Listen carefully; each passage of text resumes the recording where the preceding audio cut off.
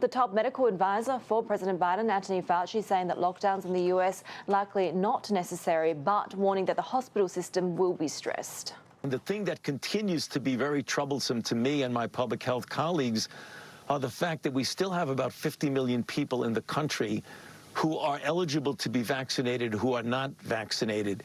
When you have that degree of vulnerability and you have a virus like Omicron that spreads so rapidly, it is quite likely that we are going to see in some sections of the country a significant stress on the hospital system. Let's bring our editor Ian Fisher, our tax reporter Laura Davison, and our MLive strategist Mark Cranfield. I'll start off with you, Ian, on the virus. We're seeing record virus spread globally.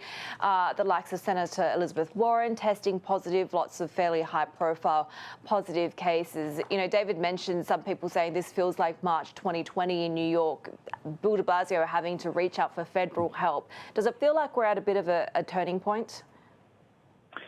It does feel like a bit of a turning point, and a little bit like 2020 here in New York. I mean, I can say in my own little circle, I've had, half a dozen or more, actually, people who I know who had breakthrough cases.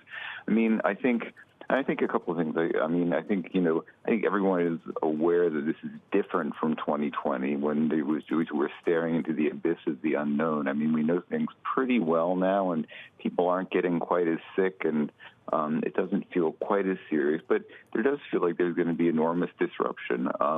I mean, when you have cases of Omicron, which may or may not be milder, it seems milder right now, schools will still close, businesses will still close, people stay home from work, and then ultimately, possibly people are hospitalized.